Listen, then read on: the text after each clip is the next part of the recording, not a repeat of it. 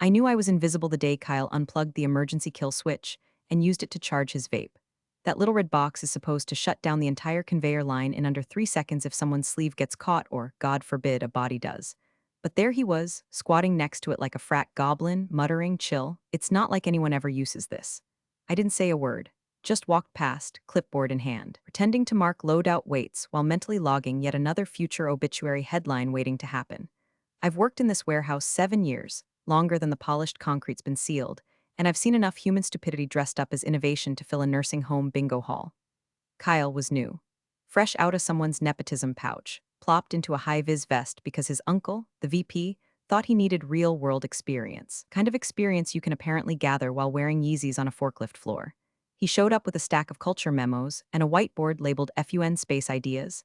His first decree was to clear the north wall for cornhole tournaments. His second was to move the SDS binders to a supply closet so they don't kill the vibe. I wish I was joking. Oh, and before I forget, if you're listening to this and find yourself smirking, thinking, yep, that's my office too, maybe go ahead and tap that subscribe button. Toss a like if you've ever had to quietly clean up someone else's disaster while smiling through your third HR write-up for tone. We don't ask often, but that support genuinely helps keep this chaos-powered train running. Back to Kyle. He never remembered anyone's name unless they were young, loud, or had an Instagram presence. He called Paul from shipping old guy, even though Paul could reverse load an 18-wheeler blindfolded in under 6 minutes. He called me compliance chick. I have a degree in industrial safety compliance, and I've been cited by name in 3 state-level warehouse safety recertification protocols. But sure, chick. It didn't take long before he started skipping pre-op safety meetings, claimed they were low vibe. I'd catch him cutting corners, literally, in the case of floor tape. He could install ping-pong tables in designated hazard zones. Every time I flagged an issue, it somehow came back to me as being our team player. I got written up for negativity after asking why our defibrillator was unplugged during his foam party Friday. At some point, I stopped fighting and started writing. I had a plain black notebook. No stickers, no tabs, just ink, dates, times, violations, cross-referenced with security cam timestamps when available, and a digital version, mirrored to a private offsite drive just in case Kyle or his vape charger got any bright ideas. I wasn't plotting revenge. I was covering my ass. In places like this, the only thing that matters more than a voice is a receipt. The floor guys knew. Not officially, but they could tell. Rico started giving me heads-ups when machinery got assigned to untrained temps. Marcy in scheduling would accidentally CC me on shift coverage emails that showed we had high school interns moving pallet jacks solo. Nobody said anything outright. We've all seen what happens to troublemakers, but they watched me like someone who just might be able to pull the fire alarm when the real flames started. And deep down, I was hoping I wouldn't need to. Hoping Kyle would just settle into a routine, forget about prank days and hazard foam. Maybe, just maybe, let me get back to doing the job I was hired to do. But hope in places like this is a liability. The thing about being invisible is that no one notices when you're standing by the exits, quietly watching the building catch fire, or when you're the only one who remembers which corner the extinguisher's in. And Kyle was about to find out what happens when the compliance chick keeps better receipts than HR. Kyle got promoted the same week we had a near miss with a faulty baler, because apparently, nothing says leadership potential like forgetting to log a hydraulic leak and then blaming the janitor. They called it a strategic restructuring to inject new energy into operations. What it really was, nepotism in a high-vis vest. His uncle, the regional VP, made some comment about young blood and shaking things up in front of the warehouse staff, like we were an episode of The Apprentice. Kyle wore it like a gold medal, strutting across the floor with his Apple Watch glowing, AirPods jammed in, and a neon fanny pack slung across his chest like he was going to Coachella, not overseeing 23-ton machinery with kill zones.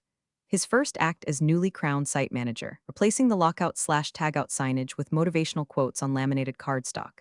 You haven't known fear until you're standing under a 2-ton pallet lift and see a paper sign reading, "Smile, it's Monday," zip-tied where the red warning placard used to be. Then came the culture calendar. Every Friday was now some deranged theme: pajama day, opposite day, trust fall Friday. He actually had us try Warehouse Olympics, which involved timed races between forklifts and hand trucks. I had to pull a temp out from under a half-loaded pallet because someone thought it would be funny to do the last leg blindfolded. I brought it up once in the weekly safety sync, suggested we run the events after hours, away from heavy machinery. Kyle blinked at me like I'd just asked him to recite the tax code. "God, you're such a buzzkill," he said, then laughed to the room. "Come on, compliance chick. Live a little?" 3 hours later, I got an email from HR titled, "Feedback on Attitude." Apparently my concern for bodily harm was demoralizing. HR said they were excited about Kyle's new initiatives and suggested I embrace a growth mindset. Said they'd heard I'd been resistant to change and recommended I focus on opportunities, not obstacles. I closed the email, locked my screen, and sat there staring at the emergency exit plan on the wall like it was a map to another planet. I wasn't scared, exactly. I've seen enough management fads blow through to know most of them collapse under their own hashtags. But this felt different. This wasn't a new software rollout or a lean efficiency sprint. This was structural rot being painted with glitter, and I was being told to smile while the beams cracked. That night, I opened the digital backup of my log, created a new folder, named it Kyle Changes. I wasn't planning anything, not yet, just documenting.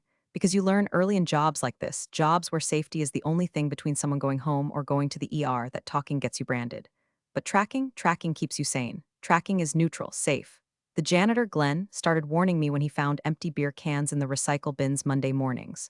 Rico, the floor lead, started nodding grimly when he walked past Kyle's prank prep stations. But no one said a word. The mood shifted slowly, like a pressure drop before a storm. Forklifts sat idling longer. Cameras got mysteriously unplugged. Lockouts were skipped just this once because Kyle didn't want to delay loading for his influencer livestream walkthrough. I stopped eating in the break room. Started spending lunch in the corner of the security room, earbuds in, eyes on the screens, watching things go sideways in real time. One day, Kyle brought in a karaoke machine for Sing Your Heart Out Wednesday. Someone set it up on the mezzanine above the conveyor zone. The mic cord dangled down like a garrote. I watched the new HR girl clapping along while a temp belted out Livin' on a Prayer. And I thought, yeah, we are. It happened during warehouse prank wars, which, yes, is exactly as idiotic as it sounds. Kyle decided we needed friendly chaos to build morale, so he handed out Nerf guns, silly string, and GoPros to all the floor managers.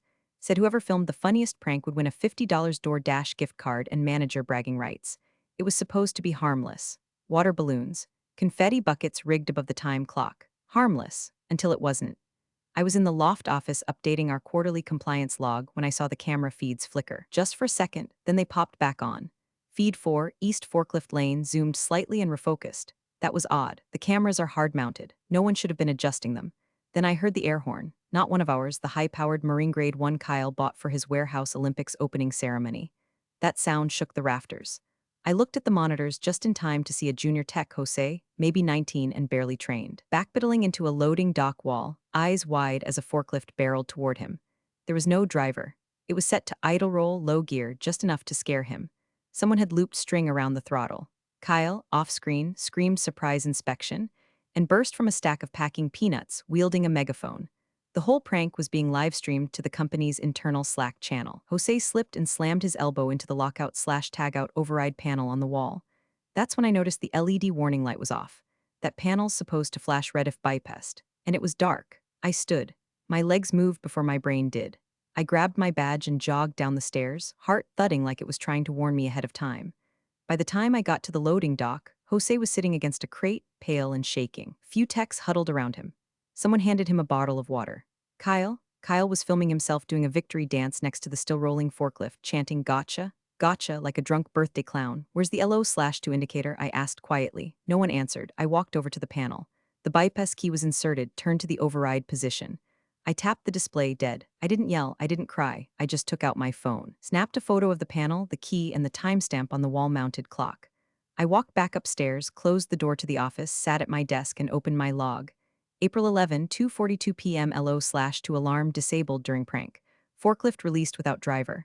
Bypass key active. No warning light engaged. Photo taken. Witnesses, Jose R., floor tech, multiple unidentified staff. I submitted the report via the internal safety portal under Incident Reporting Immediate Hazard. Then I did what I'd never done before. I exported the report to PDF and emailed a copy to a burner Proton Mail account synced to my personal drive. Then I uploaded the photos to a private cloud folder labeled Lodo Evidence. 5 minutes later, Kyle burst into the office like Kramer on Red Bull. You filed a report? Yes, I said. There was a safety system disabled. Someone could have been hurt, he scoffed. Jesus, Catherine, it was just a prank. You're gonna get Jose written up for panicking now? I'm going to document what happened, that's all. You always do this, he sneered, voice rising as more people filtered into the hallway. You act like you're the only adult in the building. No wonder morale sucks when you're around. Then, loud enough for half the team to hear, it was just a prank, so what? I could feel my face flush, but not from shame. From restraint. The kind that burns behind your teeth when you want to scream, but instead just hit save as. When he walked out, still muttering about compliance Karens, I reopened the portal. I marked the report escalation level. Level 3 bypass of critical system, then I clicked a little checkbox labeled Notify Regulatory Liaison Optional and left it blank. For now, HR warning landed in my inbox like a wet slap. Subject line, constructive feedback follow-up. Body text, 5 bullet points of corporate tofu, so flavorless it almost masked the rot underneath. Concerns regarding interpersonal approach. Pattern of rigidity around evolving team dynamics. Failure to support morale-enhancing initiatives. The last line was the kicker. Kyle reports a persistent negativity that is beginning to impact team cohesion. Please consider this a formal notice and opportunity for improvement. Right, because almost being impaled by a rogue forklift really brings people together. I didn't respond, just stared at the screen for a full minute, wondering if anyone at HQ had ever stepped foot in a warehouse that didn't have catered breakfast Fridays and lavender diffuser pods in the break room. I printed the email, slipped it into a red file folder, labeled it Retaliation, soft format. Next morning, my calendar was wiped. Floor audits, reassigned. Pre-shift safety walkthroughs, gone. My new task list read like a punishment chore wheel, inventory shelf labeling, backlogged email cleanup, and digitizing archived SDS sheets from 2009. Kyle started assigning safety tours to interns. Literal interns, kids who still asked if they could microwave cup noodles in metal bowls. I wasn't fired, just faded out, like a dead battery someone forgot to toss. The staff saw it too. Rico gave me a silent nod one morning, his way of saying, I see you. Marcy from scheduling stopped by with coffee, said nothing, and left a donut on my desk that wasn't part of the Friday stash. But there were others watching too. HR reps suddenly checking in. A new comms intern who just happened to sit near my cubicle and always had her phone camera slightly tilted my direction. I knew what this was. They were waiting for me to break, to yell, to give them a reason to move from red folder to pink slip, so I adapted. I stopped filing reports through the portal, started logging everything offline. Untrained forklift driver at Dock 7, 4/16, 1:22 p.m. no certification badge, unsupervised operation. Camera 3 system log shows manual deletion, 4/19, 5:47 p.m., only files from 4/11 to 4/13 missing. LO/to bypass logged but not reset, 4/22, 3:08 p.m. Kyle present. Every entry had a timestamp. Every violation cross-referenced with our own training manual and OSHA codebook. And I gave the file a name. 1910.147 Violations PDF, named after the very regulation they were dancing on like it was a gym mat instead of a federal law. I didn't talk to anyone about it, didn't gossip in the bathroom, didn't post vague LinkedIn updates about toxic leadership and quiet quitting. I just typed, documented, compiled. Kyle, for his part, seemed thrilled. He strutted through the building like he'd finally exercised his compliance demon. Started holding manager mindset Mondays, which mostly involved him live streaming motivational rants from the forklift cage while chugging Celsius and quoting Joe Rogan. He even installed a disco ball in the central aisle. Said it was to encourage joyful transitions between workstations. We had 3 near misses that week. One temp got vertigo from the strobe reflection and knocked over a pallet stack. Another slipped on a glitter slick from Confetti Thursday and almost lost an eye to a dangling pallet hook. I logged every incident. Every bypassed lockout, every ignored certification, every hallway meeting where Kyle joked about deleting evidence before the feds come knocking.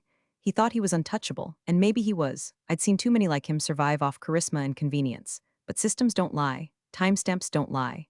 The blinking little cursor on a report field doesn't care about your job title, so I kept writing. Quiet, precise, because sometimes being sidelined just gives you a better view of the wreckage as it builds. It was called the Warehouse Games, like we were all contestants on some discount streaming show filmed in a shipping container with liability waivers taped to the doors. Kyle hyped it for 2 weeks straight, flyers on every bulletin board, Slack emojis, even a 45-second promo video with dubstep drops and flashing text that read, trust, speed, fun, the rules. Obstacle courses made from pallets, shrink wrap races, relay lifts, and a mystery event that was supposedly too cool to describe ahead of time. The kicker, it was mandatory. He framed it as a non-optional bonding experience for cross-functional synergy, which is HR speak for if you don't show up, we'll find a way to ding your review. They cleared the main floor, moved production forward to the graveyard shift, taped over every caution zone, hung disco strobes from the catwalk beams. I was assigned to monitor hydration stations. Translation, stand by a fold-out table of Gatorade and stay out of sight. I stood there, clipboard in hand, pretending not to notice the unanchored ladders, the exposed wires near the loading dock, or the fact that Kyle had duct-taped a speaker to the forklift cage and was blaring EDM remixes of classic rock songs at seizure-inducing volume. I watched interns in hard hats 3 sizes too big sprint across waxed concrete while Kyle screamed forklift frenzy into a megaphone, and then the floor started screaming back. Not metaphorically, literally. The auto shutdown alarm on the packing machine started wailing. Piercing fast. That's only supposed to trigger if something's moved while in maintenance mode, which it was. Then I saw it. A temp, new kid, maybe 20, wide-eyed and alone, climbed up on the inspection platform. He thought it was part of the obstacle course. His shoe hit a bypassed fail-safe switch, and the conveyor under him jerked alive with a mechanical snap like a mousetrap the size of a picnic table. He slipped, one foot still caught in the ladder rung, and the whole damn thing began to roll forward, dragging him sideways, right into the path of the pneumatic press. I dropped the Gatorade jug, bolted past the hydration banner, slammed the master kill switch on the east wall. The press stopped mid-cycle. Inches, he didn't scream. Just sat there breathing like someone who'd been underwater too long, face pale, hands trembling. Kyle came jogging over like he was arriving at a party late. "Whoa, damn you okay, bro?" He laughed, crouching beside the temp. "Yo, that was wild. Totally thought we had the safety lock on." He looked at me. Grinned. "Chicks got the reflexes though, huh? No harm, no foul." My voice didn't rise, I just said the bypass shouldn't have been active. This wasn't a game station. That switch is tagged for inspection. Kyle waved me off. "We'll handle it. No need to escalate, okay? Don't make it a thing." I looked around. HR was there. The intern with the iPad was there. Half the team stood frozen, waiting to see who'd blink first. I nodded. "Sure," I said, but I already knew what I was going to do. That night, after the cleanup crew left and the music died and Kyle went off to edit his little highlight reel, I sat at my desk. Closed the door. Opened the file. 1910.147 violations PDF now clocked in at 67 pages. I drafted a new cover sheet. 2. OSHA Anonymous Reporting Division, subject, pattern of lockout/tagout violations at redacted site, attached. Supporting documentation, photos, time logs, and video stills in the body. I wrote, "I am submitting this report due to a persistent, escalating pattern of violations involving disabled lockout/tagout systems, falsified floor safety certifications, and retaliatory practices against internal reporting. A recent near-miss incident during an unsanctioned warehouse event involved a press machine and an untrained temporary worker. Evidence attached." I stripped metadata, encrypted the file, masked my IP with a VPN, and hit send, not because I wanted revenge, but because I had finally accepted one ugly truth: they were never going to fix it themselves. The email hit the main inbox at 7:13 a.m. on a Wednesday, and you could feel the oxygen get sucked out of the building by 7:15. Subject, OSHA site visit today at 9 o'clock a.m. Unannounced, there's a very specific silence that follows a message like that. It's not confusion, it's recognition. A gut-deep understanding that someone somewhere has kicked the wrong hornet's nest. Kyle's Bluetooth speaker was the first casualty. No more Can I remixes echoing from the forklift cage. No more Warehouse Warrior Wednesdays. The disco ball was quietly unbolted from the mezzanine. The intern who normally filmed TikToks in the stockroom started folding safety vests instead. Kyle didn't strut that morning. He hovered, barked short orders like he'd just watched one episode of Undercover Boss and thought he'd absorbed managerial gravitas through osmosis. By 8 o'clock a.m., the whiteboard was wiped clean of all fun initiatives. The only thing scrawled in black expo marker was, everything looked normal. At 8:24 a.m., I got the calendar invite. HR check-in 8:30 a.m. Confroom B. Karen from HR greeted me like I was her emotionally volatile cousin at Thanksgiving. Fake warm, teeth too tight, eyes darting like she was waiting for camera crew to jump out and yell gotcha. "We've just noticed a tone lately," she said, hands folded in her lap.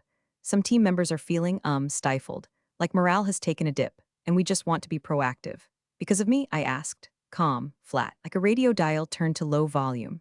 She gave the smile of someone who's already picked out a condolence card. "We're all part of the vibe, you know?" I nodded slowly. "I understand completely." I could have said more. About what it felt like to be told I was the problem while watching untrained kids dodge pallet jacks on the live feed. About the surreal cruelty of being punished for caring whether people got crushed. But I didn't. I just smiled. That I'd try to radiate more warmth. Then I went back to my desk. Opened the final copy of the PDF, 92 pages, inline hyperlinks, a summary index, zip file with annotated floor plan violations, labeled frame-by-frame screenshots, and a folder titled Video Evidence with 10 timestamped clips. At 8:57 a.m., I attached it to a new message. To OSHA Field Compliance Officer, Region 5. CC, Corporate Legal External Counsel Contact. BCC. Secure Archive Subject. Follow-up to Anonymous Report Lodo Violations, Body. Attached is the full log of reported and unreported safety violations observed over the past 7 months.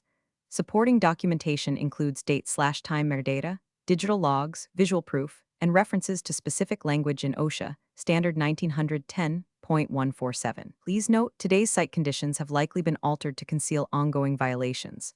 Prior conditions are detailed and attached. I hit send, then I exhaled. Not relief, not triumph, resolve. The kind that builds when you've held your tongue too long, watched too many corners get cut, too many people shrug off danger like it was just a scheduling hiccup. I stood, adjusted my badge, walked calmly to the main floor, and waited. Because sometimes justice doesn't arrive with sirens. Sometimes it just walks in wearing a clipboard and steel-toed boots. At exactly 9 a.m., the front security desk buzzed. 3 people entered.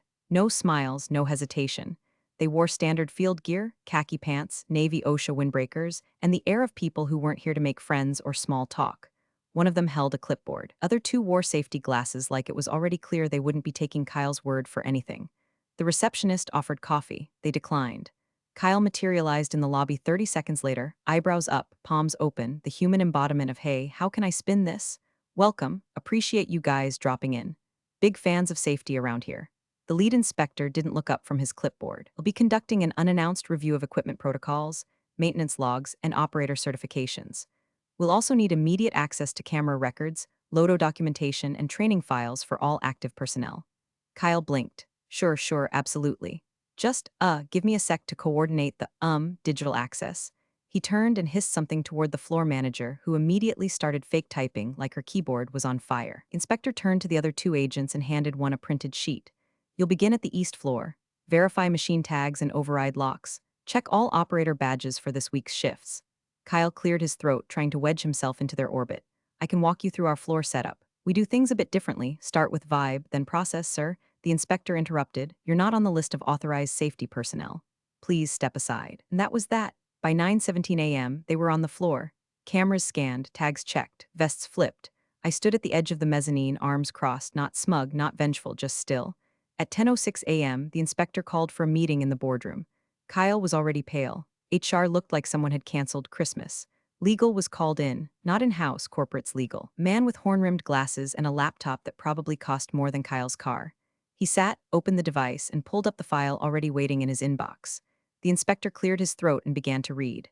Per submitted documentation, page 14, line 3, April 11th, forklift operated in bypass mode with LO/to alarm disabled.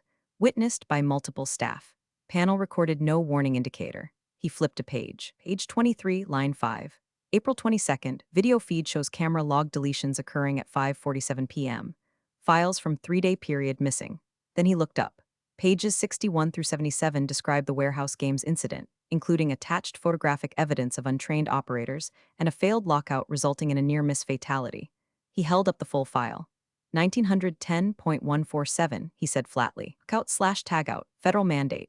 You violated it continuously, knowingly, and with retaliation against the internal reporter. Kyle tried to sputter something, some half-digested sentence about team culture, morale, misunderstandings. But the inspector had already turned to the legal rep. Given the dates and number of days under which these violations were active, and given that none were remediate prior to this visit, he tapped his clipboard with one clean, dry finger. That's a $700,000 fine per day, retroactive. The legal rep's face didn't move, just a slow, deliberate blink. Then he reached up, closed his laptop like a coffin lid, and exhaled through his nose. No one said a word. Kyle's mouth hung open. The HR director reached for a bottle of water and missed it. I didn't flinch. Just stood there, still and quiet, as the storm finally touched down. No one looked at me. But every person in that room knew, because my initials were on every page.